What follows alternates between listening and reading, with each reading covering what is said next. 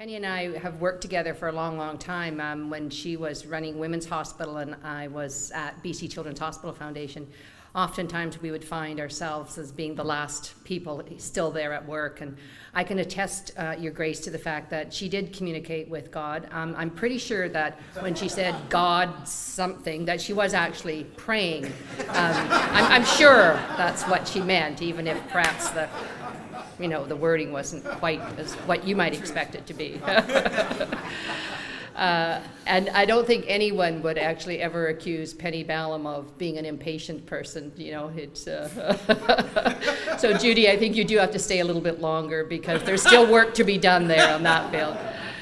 Anyway, I've had the pleasure, actually, and the honor of knowing Judy for a number of years, like many of you in the room as well. And when I first met her, although I'd heard of her, we were running our internal campaign, and Vancouver Foundation, one of our areas of interest and focus is youth homelessness, because we feel that if we can get ahead of the curve and perhaps work with youth that are disenfranchised or coming out of the care system before they become entrenched in the streets, if we can get them into homes, that would be great. So we had asked Judy if she would come and just talk to our staff about homelessness and what does it mean, and from her experience. And like Penny, what I was most impressed with the fact that with Judy, hearing from her, was it wasn't about the homeless, it was about people without homes. And without ever, that was her mantra. It wasn't about looking at this group of individuals that were marginalized. It was the individual stories.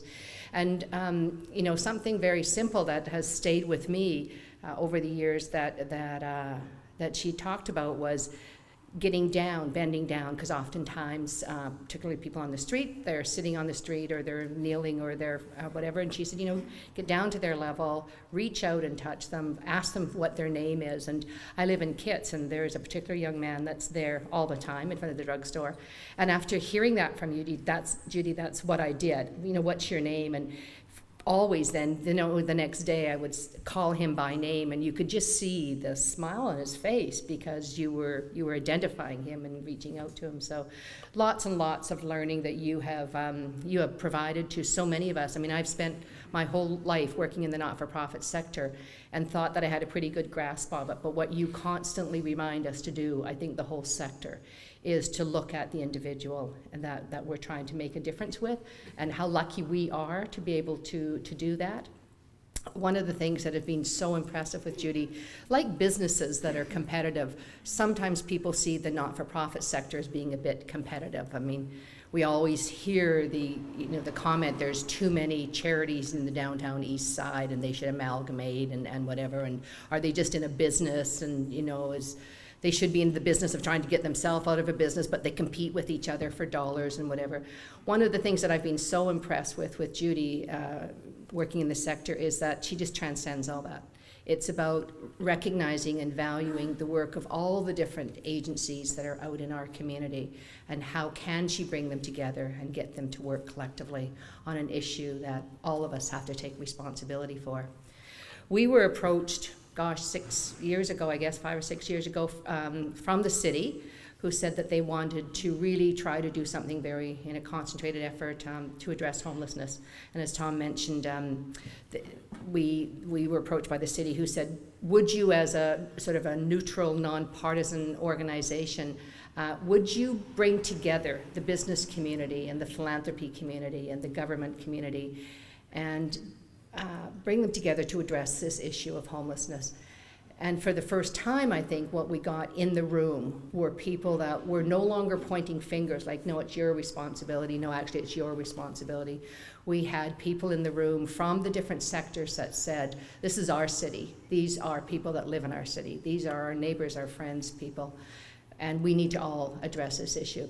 And when we thought about who could we bring into the room to talk to these, quite often, I wouldn't say hardened, but corporate CEOs that don't always think, not all of them think about the compassionate side of our community, and wealthy philanthropists who probably have spent most of their time actually making and being very successful making money.